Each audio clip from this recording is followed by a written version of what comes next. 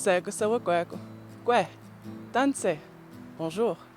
Mon nom est Isaniel Enright et je suis agente des communications pour la Commission de développement des ressources humaines des Premières Nations du Québec.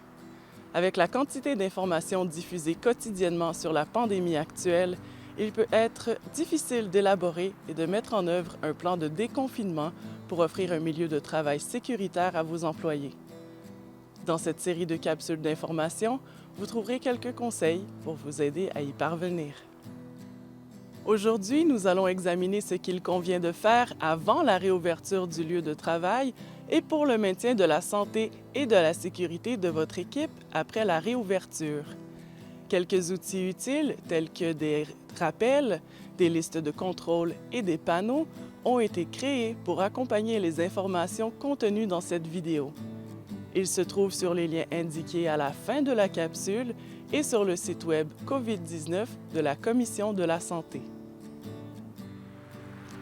Avant de rouvrir un bureau ou un lieu de travail, il y a quelques éléments à garder à l'esprit. Voici une liste de contrôles utiles pour s'assurer qu'il est sécuritaire de rappeler les employés sur leur lieu de travail physique.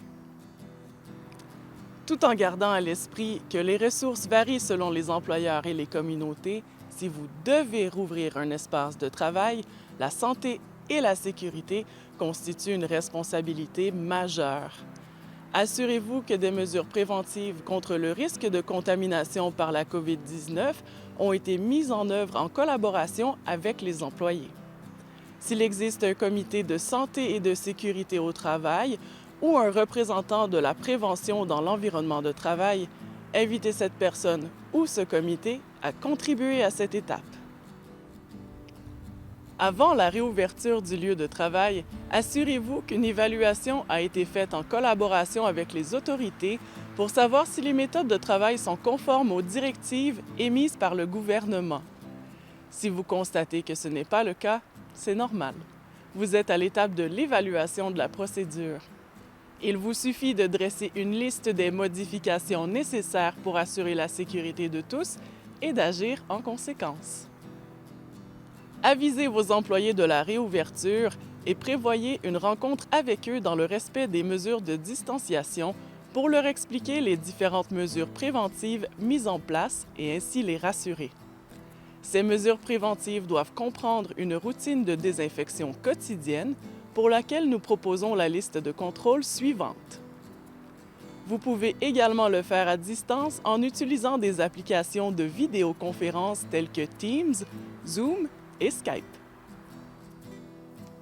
Lors de la réunion, il serait bon que la direction rappelle aux employés son engagement à protéger leur santé et sécurité et à mettre en œuvre les mesures nécessaires pour prévenir toute contamination potentielle. Enfin, il est important de comprendre que ces mesures sont prises non seulement pour la sécurité de vos employés, mais pour le bien-être de toute la communauté également.